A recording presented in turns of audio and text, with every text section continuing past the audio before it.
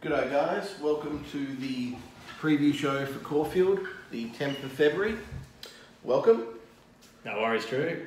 Pleasure to have you around here. It's good to not be at Dicko's joint. Outside in the nice warm sun as we normally are. Yeah, or basically closer. closer for us two anyway. So Dicko's obviously not here. He's up in Sydney inspecting some yearlings, trying to get a horse for us to go with Chris Lee's, so that's pretty exciting. Once again, if you're interested, go to the website dickosmailbag.com.au and click on Horses on Offer tab and just put in some information there and we'll send you some details. Dicko's going to be doing Moonee Valley Friday night, so he's flying back tomorrow. Also doing Caulfield, Rob will be doing Warwick Farm, and Pete will go to Pinjarra. So we've got the crew going all around and they're flying at the moment. Always been going well, that's for sure. Very well. Have you been getting the text service? And you notice quite a few winners coming through. Straight into it. Right. Actually, just a quick one. Speaking of horse ownership, here you might have a nice one going around in Hobart that you've got a family interest in. Oh, yes, so that's... I haven't had a tip for this, so waiting for the message to come through. I think half of Warrnambool own that horse, yeah, to be honest, but yeah, there's... $2.10 and $1.90. Yeah, but that's just DK Weir. Yeah. It is, the race in Hobart, I believe, is not... It's listed, but the actual prize money's not that big, yeah, considering, but it does get black type. But yes, there's multiple Warrnambool owners in that, so yeah. Dad's brother, my uncle, and my cousin have got a small share. It's not a huge share. Civil Disobedience is the horse, so a really good horse. Yeah, well, it's going well. Look, the stable in particular, they're not going to take a horse to Hobart for $90,000. Yeah. When it's won at Flemington, if they didn't think it could win, and I suppose the odds dictate that. But the other thing about travelling horses is you never know what you're going to get, and look. To be honest, I don't think they give too much away. There's email. I haven't seen the email, but the emails from a number of trainers. Yeah, horse is moving well. We expect it's trialled up well during the week. It's worked well. Knackers has ridden it. You know, they don't say it's jumping out of its skin, have 10,000 on it. We expect it to run well, top 3, or with the right run in the race, it should be in the finish. Like. They don't put their balls on the line anymore, which is disappointing. Sometimes you've got to do that, but as you said, I think they're not going to travel it unless they think it's going to be winning. Yeah, you look at Knight's Watch, I mean, they obviously needed a better stopwatch for that one to get it on course on time, but when it came back here, that was just a sensational win, so you just know... Come all over the top of them, yeah. Oh, best 600, 400, 200 a day in a 2,000 metre race. That's damn good. Oh, well. It wasn't good for me. I laid it. Oh, it was terrible for me. I said to Dicko when playing, I'm like, that thing can't win. Yeah. Oh, of course it was a moral. Absolutely. Righto. Well, I'll lead off proceedings here. The card for February 10 goes to Caulfield and has some really, really good quality races in terms of... Including race 1? Not including race 1. So I know Drew's... done the form back to front, so lead off for us, mate. Yes, well, interestingly, I actually started with this race because I thought these races normally can throw up a few ways you can win, because with such low quality, or what's seeming low quality from the outside, you can usually find a way to bet into them. And what I've done here is obviously I always start off with my speed map and I go expected speeds, and I can only find Downhearted wanting to lead. And with Downhearted leading, uncontested, I don't see them going overly fast. And guess who has the best 600, 400, 200 sectionals on record? Downhearted, 52 kilos after the 3 kilogram claim from Steph Thornton, who's riding extremely well. I'm seeing a race that's going to be run and won on speed. Now, there are some good horses in behind. Adirondack, just as an example, this is a betting stable. If the money comes like it did for Hell on Earth on Wednesday, who can catch that horse apart from when they plunge it? They absolutely plunged that horse and it won. So just watch for money from that one. And Self-Sense is an interesting horse that at its best, it's actually got the sectionals to run them down. So I think those are the 3 most favoured horses here. I think Gaelic Chieftain needs further. and probably will need the run. I'll be shocked if Tico finds it in his numbers. And also, I like the horse, the Mighty J-Rod, but I just don't think they'll be running it to suit. So that'll be interesting. That's the only other horse I can see putting speed into the race. So it'll be interesting what their tactics are. Goldstream ran like it was legless last start. Plot the Course, I think, needs stronger. It can still win, but Inninkatulin, I think that they just want a stronger tempo. So that's kind of why I'm thinking around them, especially at the weights. What about you? Look, the biggest consideration is how is this track going to play? I should have actually said, have we got any track?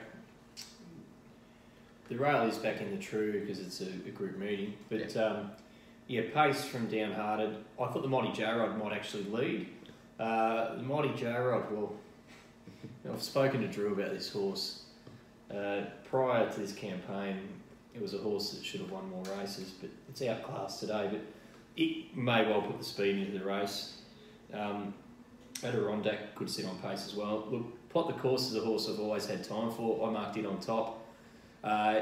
If Downhearted and then Mighty J-Rod do go hammer and tongs, it sets up for Plot the Course. Self-Sense is over the odds, and Downhearted's definitely a chance. Gaelic Chieftain, I don't think it would be its grand final today. I think it's just be going through the paces for a better race. Equal favourite. The odds seem wrong there, don't they? It seems short enough for mine, but then again, if it's 380 into 320, we know we're all off. Yeah. It's either going to start 320 and win, or start $8 and be pulled out the back from the start and just work through the line. But no, I'd be happy to take it on at the price. Yeah, Self-Sense can improve. Looks overs 16, 17, 19s, 21s. Yeah, it's big odds. Extremely underrated stable. Yeah, Brydock, I don't mind backing his horses at all, but no, it's a poor race to start a good card in my eyes. So 4, 3 the value, 7 a chance. Cool. I think we'll move straight on to race 2. That's it. Race 2. Well, this could have a lasting effect on the Blue Diamond. You think so? You think there's something in here that can really jump out at them? I mean, I'm not seeing it, but I'd love you to start off on this one if that's okay. Yeah. I mean, I'll tell you speed that I've got in this. So I've said above benchmark speed, so there seems enough horses that'll be jostling for positions early. Realistically, with these 2-year-old races, they generally want to be on speed and they want to be very positive. And interestingly, I'd say the horses who have the best form will actually be coming from back in the pack, so they won't be minding the speed on. Did anything stand out? Look, I've taken the point of view of this race as a bookmaker's race as opposed to a punter. Yeah, very much. Hood is a spruik horse here. Yes, it was unlucky, there's no doubt, but it was back in the field. It will start favourite. Crossing the Abbey was good. Most of these horses in this race were good or have some ability. Look, owners and trainers aren't going to throw these horses in a race like this if they haven't shown something on the trial track or the track. I did actually come back to Pure Relation. It was a massive spruik first start in a race. They're very good trainers. Looked very well in the yard. Yeah, well, there you go. That's another thing. But they're very good trainers at Snowden's, and I did have some clients ring up and back that horse, and much to my detriment, I got rid of the majority of the money. But they seem to be the right people backing that horse, which just leads me to say might have been a bit of a blowout. Did go hard in front. I have to give it another chance at the odds. And look, happy to lay some of these spruik horses. The win of the number 4, El Nafo, is that how you pronounce it? I think that's right. It was very good as well. So look, I'll probably be, but it's got a bad draw. Look, I'll be going for 9, putting a lot of horses in, if I can, if there's people at Caulfield and they haven't all invested their money with plastics. So it's an open, even race with just a lean to the 9 because it might be sitting in the right position in the run. Where will you be set up at Caulfield? Level 3, same spot.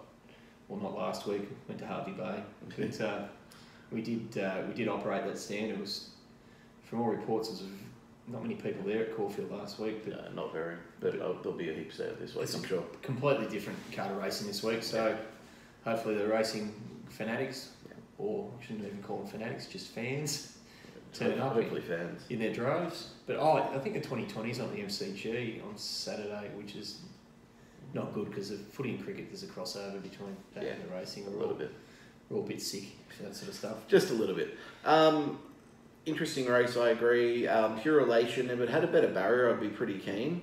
I think the barrier is a massive issue. I think I've got it sitting almost 3 wide. It can do that, but up to 1,100 metres, 3 wide, the way it finished off last up is the concern for me. Mm-hmm. It hit $1.22 in play. It looked home. We thought it was home at the 200 and then just died on its run. I don't think it went overly fast either, which is a bit of a concern for me. Like, I think they went benchmark speed early. It wasn't overdoing it, to my eye.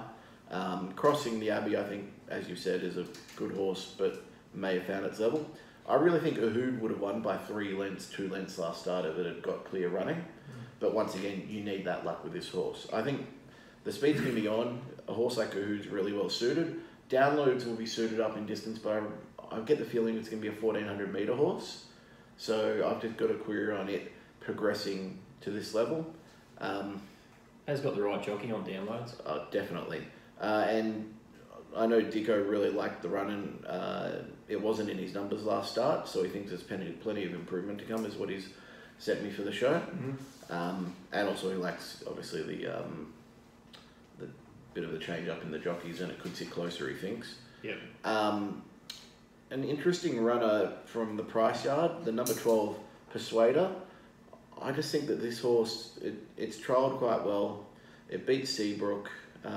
Millions keeps a ride, there's not much to look into it, but I think it'll map really well, along with Downloads and Ahood. The least favoured horses, I would say, will be Angel, Lake District Girl, El Nafra, and La Prava. But once again, I think this is a really open race. I'd have Ahood's the most suited and most favoured, but at the price, would I want to be getting in right now? No.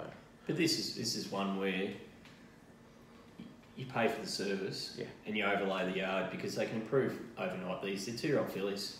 And what sort of temperature are we looking at on Saturday? That's a great question. A lot of mares don't handle the heat. If it's 30 plus, you never know what could happen. Saturday, max of 33. There is 3 millimetres of rain around, but 29 and 33. So it's comfortable. I love the 33, but some of the mares don't like it so much. But good news is these ones had 3 minutes more in the yard last start when it was 29 degrees. So they've had a bit more exposure to it, but it's the colts we're going to have to be wary of who had 1 minute in the yard. Righto then. We're on to race 3, which is the Colts edition of the Blue Diamond Preview. Now, Drew, do you want to fire away then? Yes. Well, hopefully we see them more than a minute in the yard, but with 33 degrees, I doubt we'd be putting a heat policy in play, but you never know. It was enforced at 28, so we'll see what happens. Expected speed, a few lengths below benchmark, up to benchmark level, is what I'm saying. So I'm saying I don't think there's overly strong speed here. I think you could potentially see a few overdo it. I agree that it can have the potential for that to happen, but I'm not seeing the speed in this race. So who am I looking for? I think Native Soldier is a perfect example of a weird horse that's just going places. What it did at Moonee Valley, it oozed class. It looked good on the day and it just got the job done. Then looking back in the field to a horse who may sit a bit further forward today, Ollivander. Once again, I think this horse it had no luck last start, ran really well behind Longleaf, who we think's a good horse. It was bumped on the turn, made to go into the worst part of the ground and still was finding on the line. Then you've got a horse like Bionics, who ran well last prepping, 4th in a Group 3 behind Run Nan. I'd really be respecting some betting moves for it, and it's obviously going forward. So I'm looking at those as the 3 main runners. I think Run Nan was very disappointing first up. It would have improvement to come, but even so, I think it doesn't map very well here. And High Ratio is another horse I'd take on. There's quite a few improvers here. I mean, Ben Hercules is an interesting horse that could improve onwards. And even Ridden By. So Dicko is a big fan of Ridden By. He's already backed it, I believe, in the Blue Diamond. He thought it was an impressive win on debut 2 months back, and the times were average. But he just thinks you have to respect it. He also thought Run Nan, based on the way it paraded, could bounce back. So even though I'm not liking its mapping, got to respect what he's saying there. But he said you really got to closely watch the unraced horses as well. You haven't mentioned the Sydney horse, which is strange for you, especially from your stable. Look, Plague Stone's one of those horses which it's trialled really well. The times are decent. It's $2.90. I can't take a position no matter. I couldn't give you an honest opinion on it right now. Is it $293? $3.90. Okay. I couldn't give you an honest opinion on what to do with it. I'd want to see it in the yard because, okay, here's my thought on it, right? Encryption last week was going to be the good orphan horse for the Blue Diamond. Yeah. It failed to win. Now it's potentially not going to get in unless they run it again, right? Mm-hmm.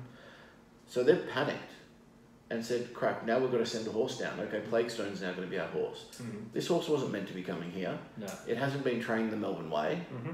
And it's moving from a quality stable down to the Melbourne base, which you look at the stats, they're not going as well. Yep. So it takes a bit of shine off. I'll admit it takes a week or two to get the shine off, but I'm still just...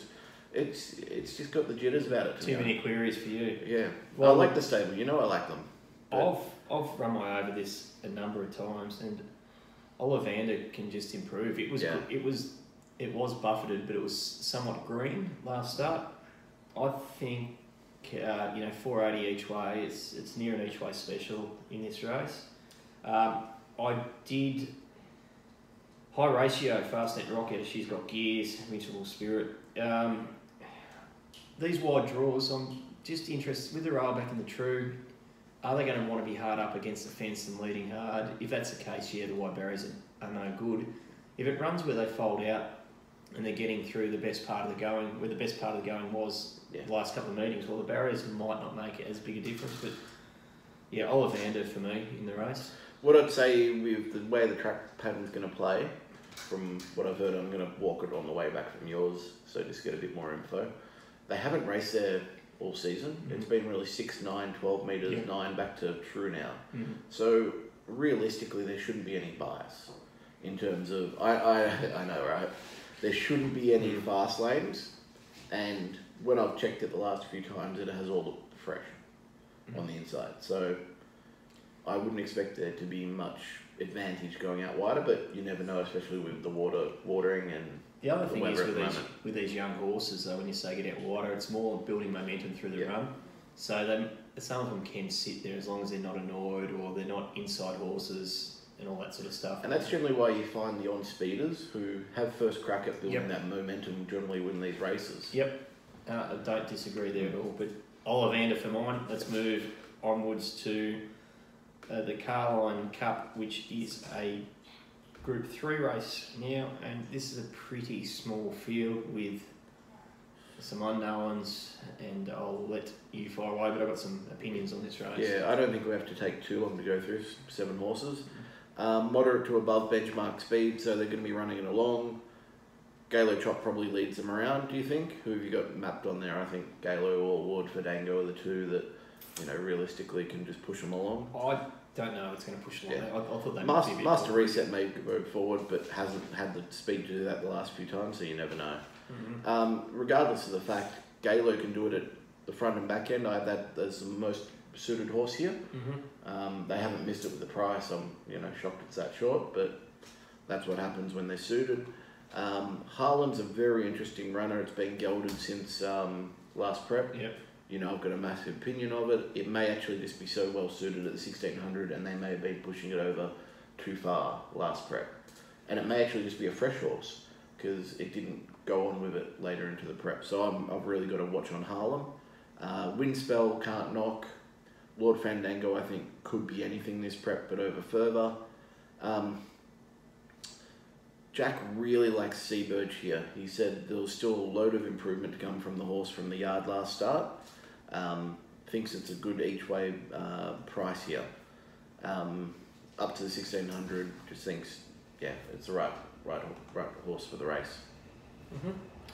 Yeah, look, I went over these and said it doesn't look to be a hell of a lot of chances, and went to 1 and 4 on top. then when the odds come out, Galileo Chop might be rock bottom. Yeah. It can definitely win, but $2.15 seems short. Harlem, as they say, the ultimate gear change. It might just. I just thought they'd be closer in the market, not basically even money in 4-1 in the old school. And Winspiel, well, is it a gunner horse? A bit of a bridesmaid. Look, at the price, I'm leaning to Harlem. Galileo Chop, definitely a chance. And when it maps, I wouldn't be surprised if they just roll along. When you say above benchmark, I don't really know. I thought they just roll along. What I'm more saying is I think they'll probably go slightly faster than benchmark early, and then because these are top quality horses, the benchmark pace, they'll really rattle home late. So just as an example, Galileo Chop's last 5 runs have all been 12 lengths above benchmark overall, and Harlem's last 7 runs have been 11 lengths above benchmark. So this tells you've got really good quality horses who can finish off extremely strong. So if you go fast early and you go fast late, the cream generally rises to the top. So basically we're in agreement that likely 1 and 4 Yep. will be the horses. And my opinion at the moment is that they should be closer in odds with Harlem shortening and Galileo Chop drifting. So, but they've both got good hopes. But if you had any inside knowledge on that and you wanted to bet, feel free, roll in. Yeah, the stable definitely didn't put Harlem as a bet on their show, and it was the same price as Tulip, who's coming up, who they've said is their best of the weekend. So there's a bit of insight there. They still think Harlem can win though. Right, well, let's go on to this race, the Kevin Hayes Stakes. This Kevin Hayes, I reckon this may have been run at Sandown previously. I'm not entirely sure. Actually, don't quote me. But I reckon this is a good betting race. So into him, Drew. Lengths faster than benchmark here. That's just going to be a really hot race. Good on paces, good closes. It's just going to be a cracker, really. I found this race really tough. So from the draw, I've said Magnesium Rose is a bit of a lay, considering what happened last start with it knuckling. I agree it's a really good horse, and what it did last start was great, but it's not going to have an easy time out front, and it's not going to have an easy time pushing on, and it's never run the sectionals needed to really win this race, so I'm questioning it. See Me Exceed and Miss Oklahoma are also 2 horses I think just don't map very well, and I want to take them on. Most favoured horses, I really like Smart Coupe here. I think it's an amazing price that they've put up today, giving $8 for a horse that's going to improve loads. It wasn't fully fit in the yard last start. More to come, and more importantly, the speed will be on to suit it. Shoals, I think you can't fully say this horse can't win. It's a really good horse. It's proven, maybe short of its best. That's the only query.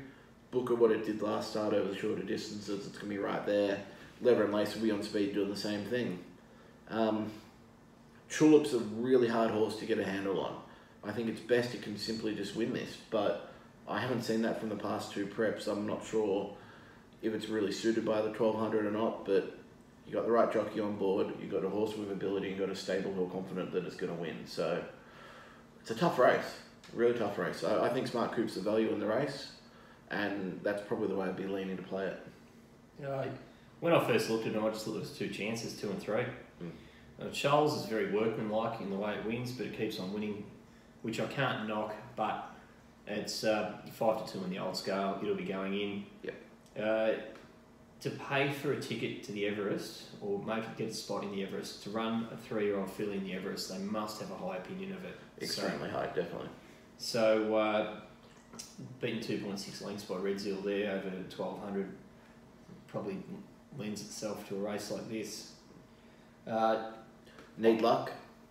No, Leather and Lace will run them along. It all depends on how fair the track is. K McAvoy aboard, it might just fold out 3 wide or whatever. I don't think it'll sit that far back myself. Got the best in the business on board. I think he's won like 12 of his last 24. Yeah. So, look, I'm with 2 and 3. Booker, well, it beat Shoals easily enough in the Tranquil Star. Second to Merchant Navy by the Nostril. Beaten under a length to catch it at Flemington. It's got the runs on the board. 2 and 3 got more X factor than Shoals for mine, and I hope I'm right there. The rest of them are more sad day horses and group horses. Fair enough. At present, but yeah, that's the way I look at them. And yeah, if I'm wrong, please don't mercilessly tweet me. We're all used to that. So Drew, you're tipping Smart Coupe. I'm with Tulips. At this moment, I think I'll probably be on Tulip as well. I'm bringing myself more around to it every single second we talk about it. Mm-hmm. But once again, it's one of those races where the odds are just going to keep on changing. I think Smart Coupe will get out to $10 Mm-hmm. as an example. I think Tulip will probably be backed in, so I'd be wanting to lock in the price now for Tulip if I was going to be getting on it. Yeah, I think it's good odds. Yeah. Righto. Race 6, the Rubiton Stakes. Rubiton was a horse that I remember. So this for 8 runners from mixed form lines, far away. Well, I thought of the Sky Knot in this. Yeah, It's in the 1400 metre race instead of 1100 metre race. If I was placing orders of Sky, I would have placed it here. I would have as well, but Robbie Lane may just be an absolute genius. Water the Cat that won first up after 3 years. Back to the 20s. Yeah, too smart. You had to at 20s. You had to. Righto. So what have you found? I can't find much speed in this race. So you got the unknown in the New Zealand 2-year-old star who beat So Far So Cool over 800 metres by 3.5 lengths. It's only ever run on soft tracks, and I mean really soft tracks. It could be something absolutely special, but can you take 550 for it? You might be able to, is what I'm going to say. If you can take 550, take it, because it looks like it's the only match speed. It's shorter than that now. Okay, we'll definitely take 550. It has been a bit of money for it. Yeah. Well, Price has been talking it up. It's the only natural speed outside of Flamberge. So the way I'm looking at this race is I'm saying I think the sit and sprint types are going to be suited here. So I actually think Flamberge is massively suited. You've got a horse. How many Group 1 winners are in this race? Look at it. 2, which would be Merchant Navy and the Supercash won a Group 1. Flamberge has won 2. Oh, Flamberge, sorry. Yeah. Oh, 1.7 million. I'm not sure if Supercash has. Yeah, actually. okay, sorry. Last win, the Group 1, William Reid. I should remember that's an 8-year-old. That was in... I was in Dubai at the time. 24th of March 2016. It was Moody's last winner. That's right. I reckon I was at the footy or the cricket or something. It was the MCG. It was a very good win for me. Never forget those wins. So, okay, so you are tipping? I'm saying that Flamberge is extremely well suited. It's going to sit outside of the New Zealand horse Ronson, or however you say it. Mm-hmm. If it's so good, if it's as good as they think, so be it. Mm-hmm. But look at the price I'm getting for Flamberge. Yep. I'm getting $10, and this is a horse. I've gone through the sectionals, right? Only really Supercash and Flamberge have those turn of foots from on speed. Did you not watch the Coolmore? Yeah, the times weren't overly. It was a really good run, and I'm more talking about off a really slow speed. They ran it along in the Coolmore. Yeah. So don't get me wrong, Merchant Navy's a damn good horse, very low at the weights, but I just don't think it's suited. I've got it as the least favoured horse by the tempo in this race. Mm-hmm. It's going to be sitting back. It's just going to be probably pulling, in my opinion. So, you've got to take that factor in. Same with Hellbent out back there.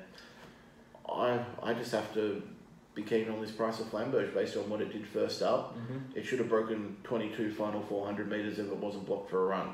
And that is more than good enough to be right in the finish in this from on speed. Yeah, well, I disagree. Merchant Navy might just be the best horse and win on ability. It won the Coolmore. The Coolmore is. It is just a great race. And it was a crack field. Those 20 horses that were in that this year, the year just gone, were very odd. Merchant Navy can just win, if right.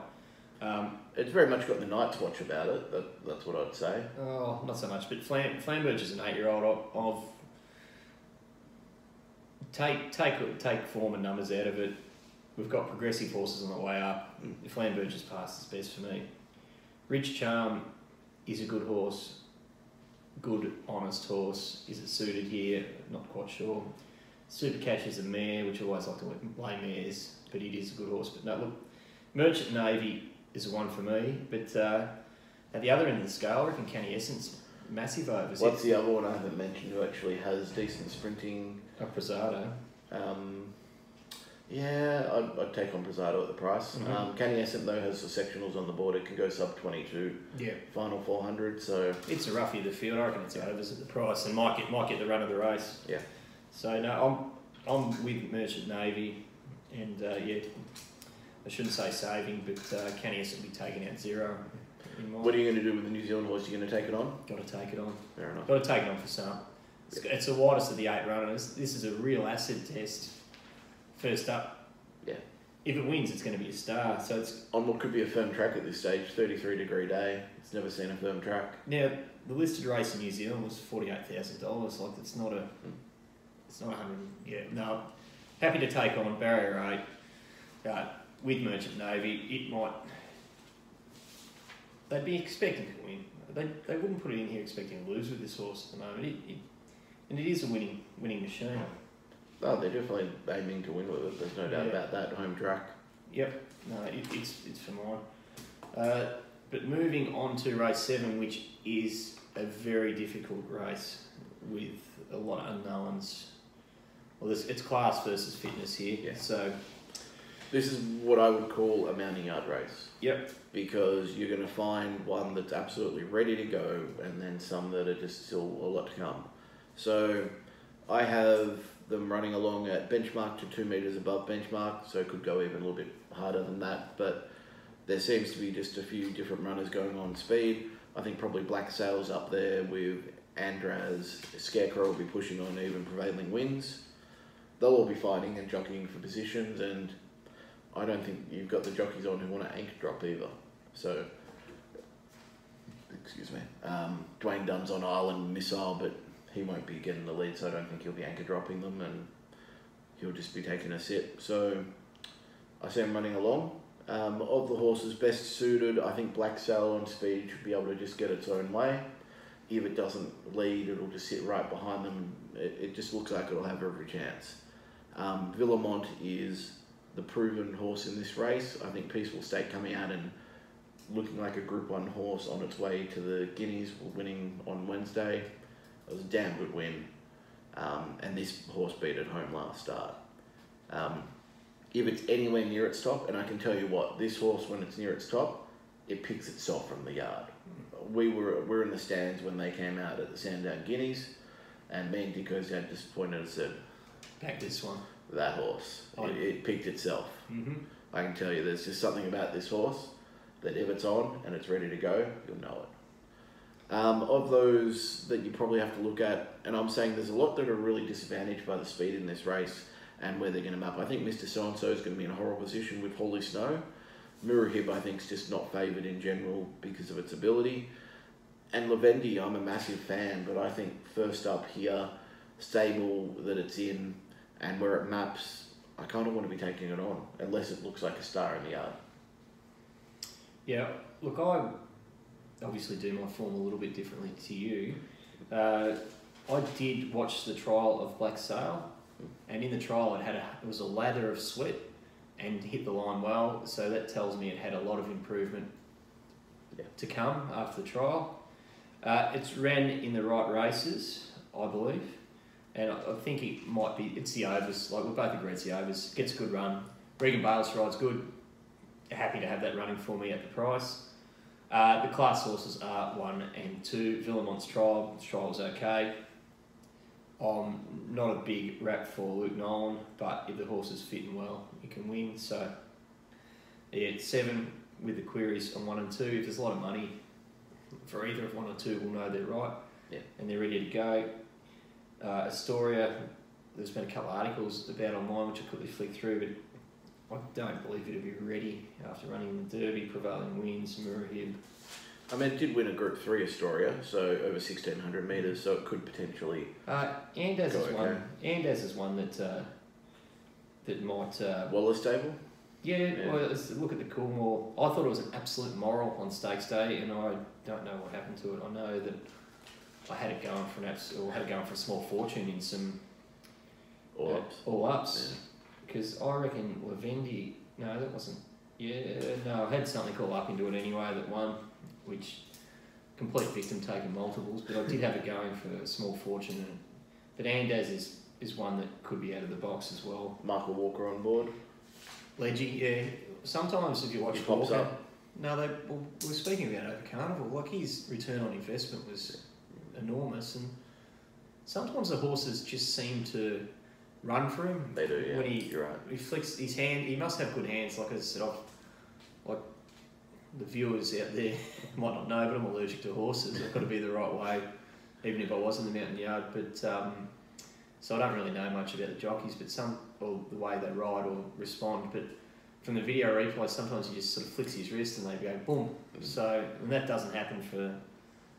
It's got to be class, I suppose. It's touch like in cricket, getting one off the middle and that sort of stuff. And he's Group 1 winning jockey on favourites and complete blowouts. Well, yeah, the bloody Like a- nice runner. Like a horse running in at race 8, which so Ooh. we're ready to move to race We 8. call that a segue. A segue. Yes, Right. race 8. Segue to race 8. 1400 metres all stakes. The speed will be benchmarked to 2 lengths above benchmark here. So you've got class horses, but how fast do they really go is the question. And it's the most interesting part about this race. So if you think back, this is just taking us through memory lane. If you think back to a Melbourne Cup, where Prince of Penzance has won it because they've gone slow early. Everyone were predicting 4 or 5 lengths above benchmark. They've gone 4 or 5 below. And it set it up for a horse with elite 600, 800 metre sectionals, or let's say 400 metre sectionals. I think I'm going to go get a bucket. I know. You're talking about Prince of Penzance. Well, I don't think he's didn't back it. Oh, you couldn't back it. I love that price. No. Prince of Penzance, Brew. Oh, Couldn't have Brew. They're the worst horses that have won a Melbourne Cup in recent history. But bad horses pop up when the right circumstances. You run that race 100 times and you don't get those circumstances again. I've deviated. So what are we doing here? I'm just saying that you could potentially in this race have a really slowly run race where you have horses over racing out the back. Like a Tosin Stardom could start over racing, Brave Smash with blinkers off over racing. And you could have just a real absolute cluster of horses who can't win from the back. Mm-hmm. Now, it makes it a really interesting betting proposition. And I'm going, what's Robbie Lang doing here with Lord of the Sky? Like, what's he actually doing? Is he a genius or is he just an absolute befuddled trainer who has no clue? I use the word pickle, but yeah. I can see a method to his madness here in Lord of the Sky. Mm-hmm. So hear me out. I think it'll start at hundreds on the day, right? Yep. And I think you don't want it to be against you because you look at the horses who can finish off at sub 22s. This horse ran sub 22 first up over 1200 metres, final 400 at Flemington. Mm-hmm. There aren't many horses in this race apart from a Blackheart Bart, a Thronum and a Sahitsi who will be on speed or closer to the speed who can do a sub 22 final 400. I'm thinking we'll get some value on the day with him. So I'm just flagging that and saying I think you can't take him on. I think Thronum is a massive chance here. It's a class horse. It maps really well. I don't think going up to 1400 is going to be a negative for it. Blackheart Bart is my futures bet on this race. Yep. I took unders. I've heard the horse has some hoof problems. They're taking the bar plates off. They're having their go at the throw at the stumps. Mm-hmm. Maps perfectly. If it's right on the day, it's there or thereabouts. And Sahitsi is a horse that can continue to improve. It can run the sub 22 final 400. It can win off a strong or a medium or a slow tempo. It's an all-rounder and at 20s, wouldn't be losing on it either. What the hell do they do with Hartnell? What they did last prep, they snagged and took it back. It either snags or it sits 3 wide in my opinion. I've got to take it on. I think it's one of the least favoured horses here. Mighty Boss isn't up to this. Mr. Sneaky I have to take on as well with the speed that's going to be on. Dollar for Dollar I think is a grinder. I don't think suited here. Brave Smash could very well run a good race, but once again I think it gets back and I'd want to take it on. And Tosin Stardom is a horse that with Shillelagh that I'm really struggling with both of them. They've got elite closing speed, but I think they may just be too far back. But once again, you look how Shillelagh was ridden when it won its Group 1, beating Tom Melbourne. It sat behind the leader. It's any other race before that, it sat When it beat Tom Melbourne. I'm still dirty about that. Yeah. Thanks for letting us know you're going to ride it more forward, Waller. Yeah. Well, look, this is an open race. Extremely open. Yeah. As I said, Hartnell's win in the Lawrence, first up over 1400, was really, really good. Like it surprised me when it won that race. It was, I'd say from the yard, this is giving you some good insight, it was ready to go.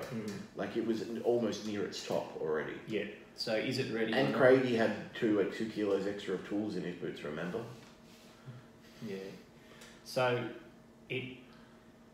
Hartnell in a match race might be the best animal in this race, so I wouldn't be prepared to risk it.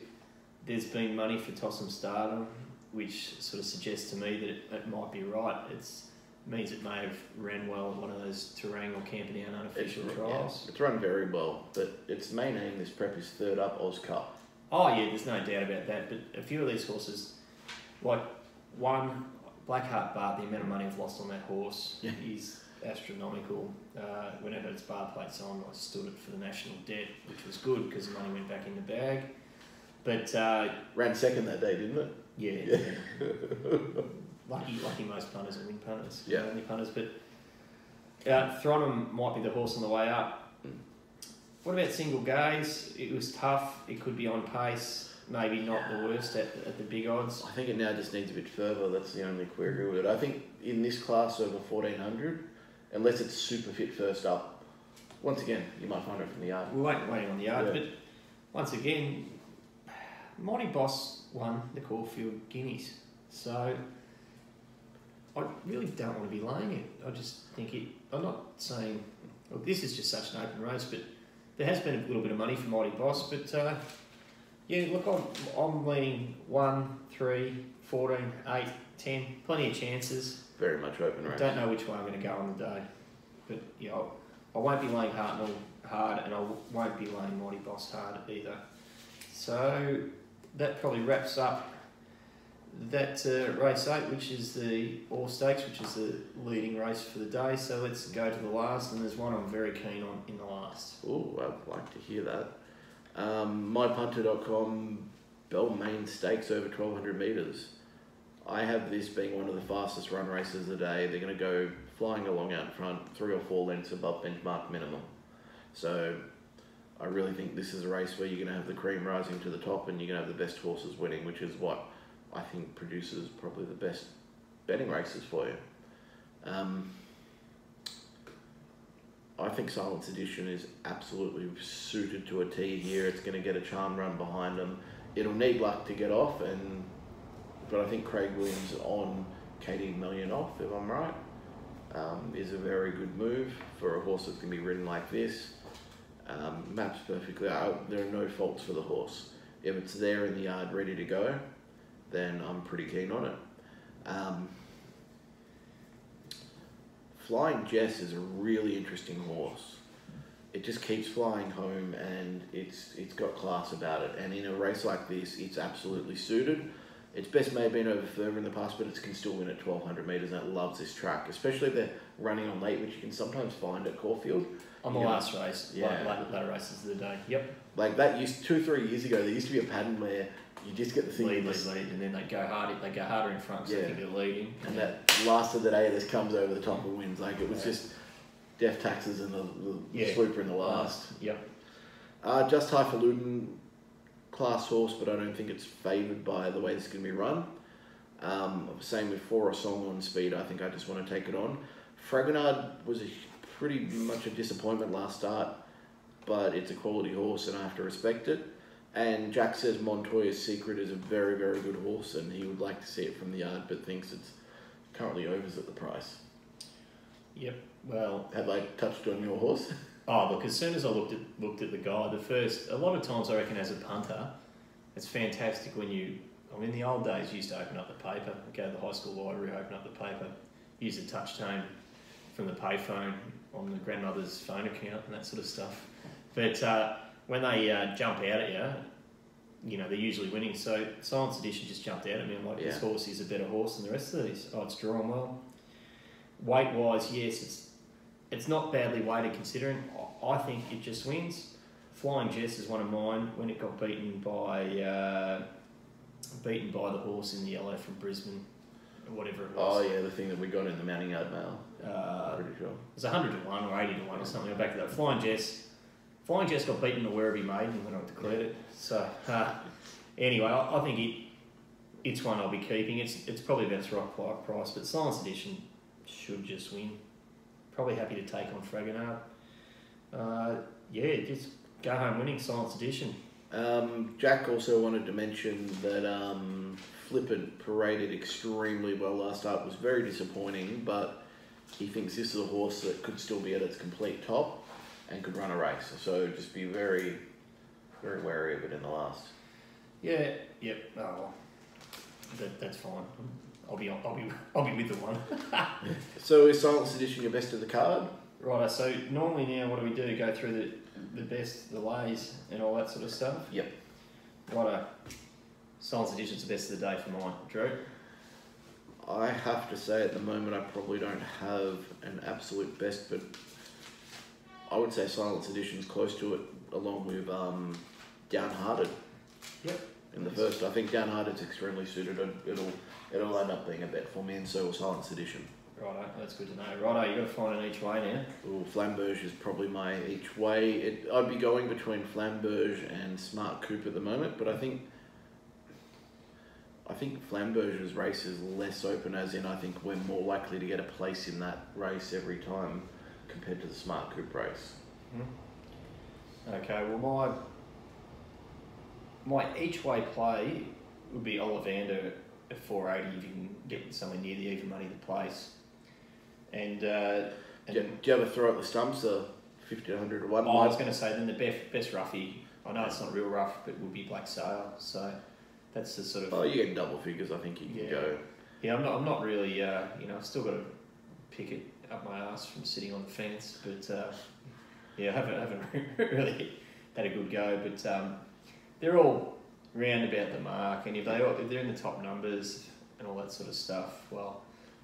Yeah, I'd probably have to go with Shahitsi at 20s for the roughie. I mean, I'd love to say Lord of the Sky, but that's kind of just you're going to be on it just because you should be on it, rather than... You're going to be on it because you can't catch the horse. Yeah. And at those and only wins at double figure or triple figure odds. Yeah, and Lane is just... You look what won for him last week at 15s and won by 3 lengths, you know? Well, that's it. Righto. Well, now for the pots. I will have to find... Last week, I potted a winner on the Betfair Lays because, sometimes I just battle a lot. Yeah, well, it happens to the best of us. Especially when there's any spruik about.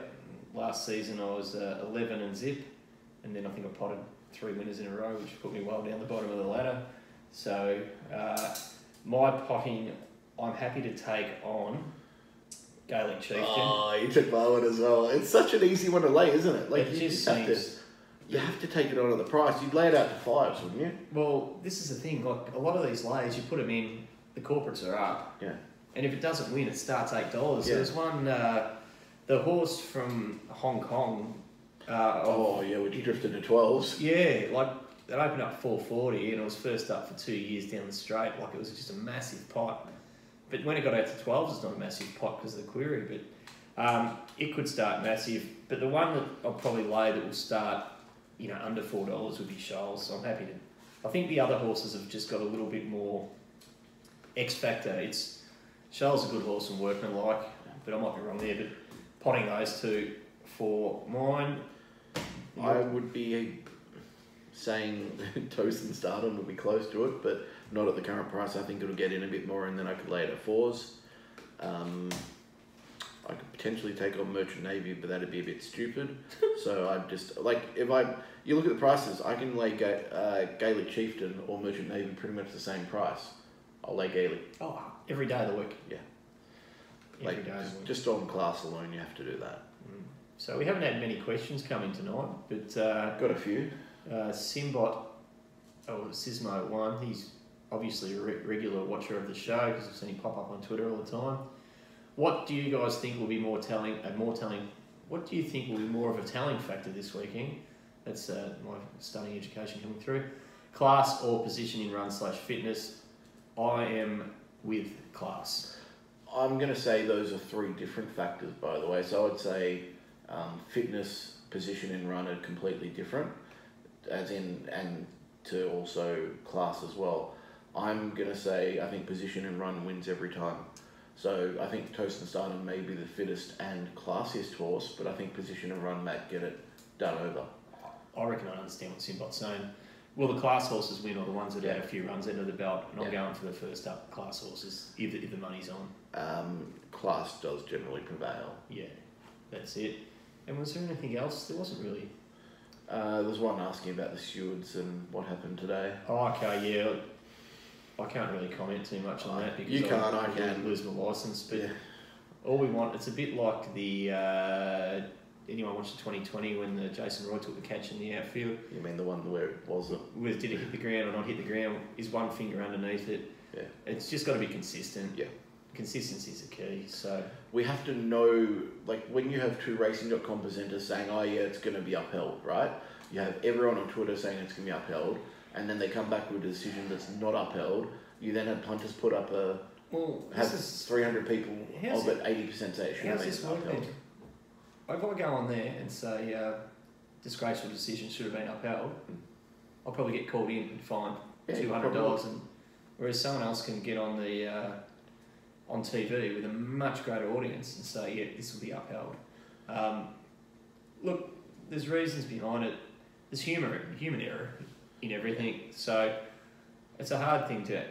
Neither of us can pass comment on. Like one of my worst, sickest upheld protests was Palantino or Awesome Rock. Awesome Rock. Yeah. Back to Awesome Rock. It might have been 30s, 26s, and just they're the good big betting races where you can really get an earn, and you got to keep your you got to keep your cool realistically, and when not keep you cool, but you sort of can't start jumping around the ring and high fiving them, and then to get jammed and but I'm not saying that was a bad decision. It's just it just went the wrong way for me.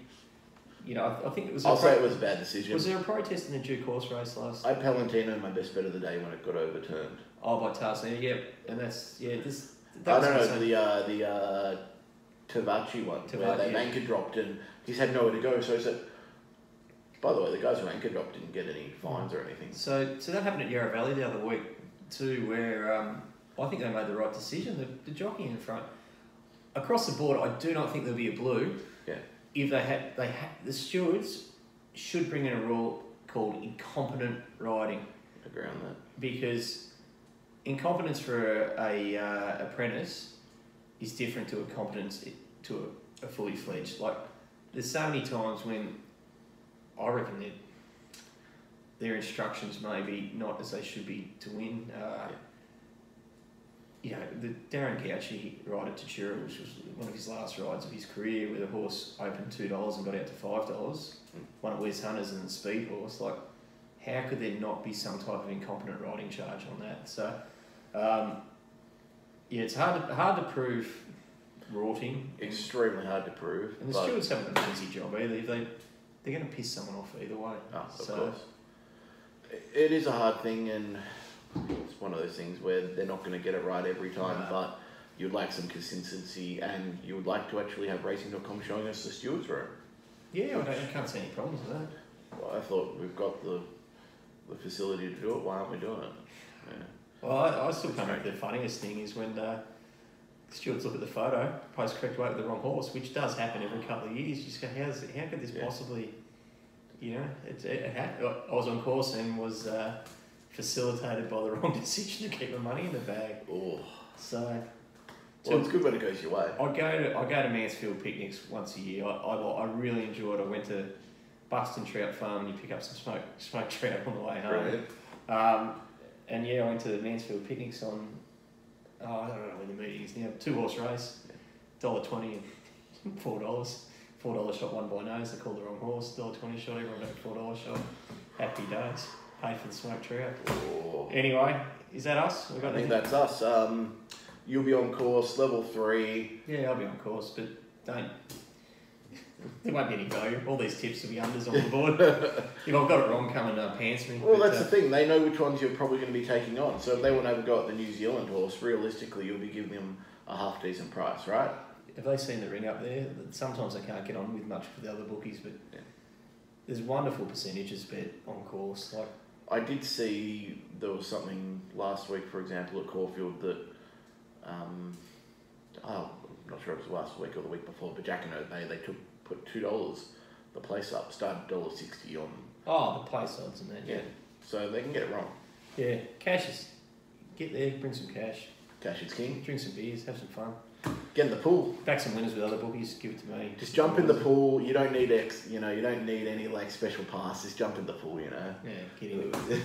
Alright, thanks. Thanks, punters. Pleasure to do it this week. I don't know if Dick will have a spot here after this, but anyway. Well, you never know. We've got to migrate it more to these suburbs. It's a bloody long drive to get home. Well, it's more so getting there in traffic during the day. So. Worst, isn't it? Alright, thanks to our sponsors. I've got the Carlton Draft Parlay on, courtesy of Ross Brody. I got the Betfair stuff on thanks to Nick Heathcote. Nick Heathcote. Happy days. Cheers. Have a good one, guys, and good luck on the punt.